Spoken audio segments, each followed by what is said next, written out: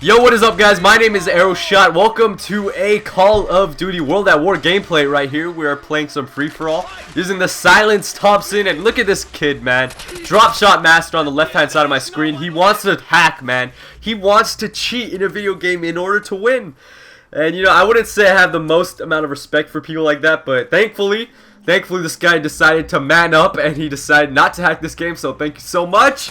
Now I can beast on these guys without fear that there's going to be people flying across the map like, you know, falcons, and there's going to be people running around with just their hands, and they're going to be able to shoot me with their fingers. And I don't know if you guys have seen that hack, but, you know, it's just so ridiculous. So if I sound a little weird right now, it is because I am sick. It seems like my lymph nodes have inflamed, and really I have no idea what I'm talking about. All I know is that I'm sick right now. I have a kind of a cold. My throat is kind of weird. I have post-nasal discharge, meaning like there's like mucus at the back of my nose going into like the back of my throat. So, you know, kind of a runny nose right now, but I wanted to upload this gameplay right here just because it's special. A lot of you guys want to watch me beast it up at World at War, so that's exactly what I'm going to do. Pull out my artillery strike, and I have no idea how to use this thing, so I just drop it down in the middle of, you know, no man's land. And speaking of no man's land, have you guys ever watched Courage the Cowardly Dog?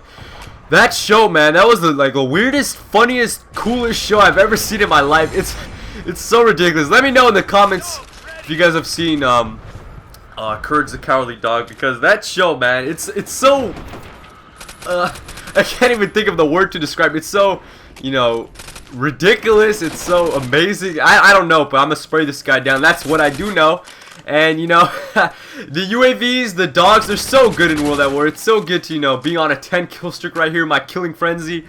And yeah, man, so I want to talk to you guys about something, a little story I have for you.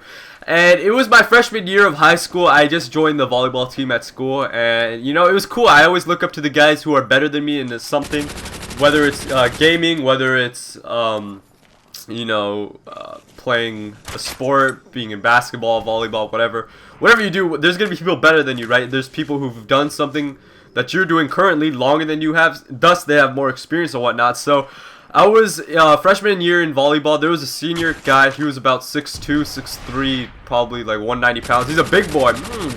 Yup, he was a big lad, and you know, he always beasted during the games. Like when I was on JV, I used to watch the varsity squad, and I was like, wow, these guys are really good. I want to be like them one day. You know what? And so this guy, I always had an amount of respect for him. And there was a time, like after a game, we were just hanging out, waiting for the buses to come so we could come back to our school. And he did something that pretty much just sticks with me the rest of my experience, the rest of my memory of this guy, who I used to respect, who I used to, you know, have a feeling of awe for.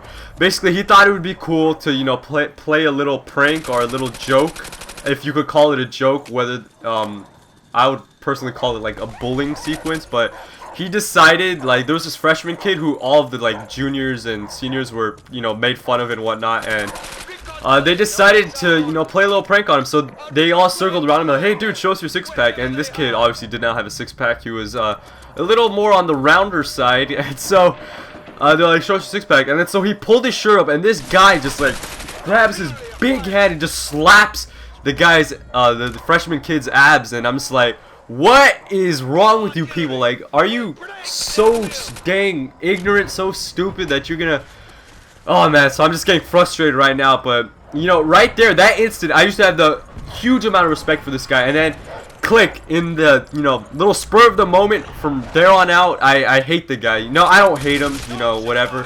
But I just lost all my respect for the guy, you know what I mean? I don't look up to him anymore. After that, I kind of wanted to punch him in his jaw, but of course I didn't, because I would probably die.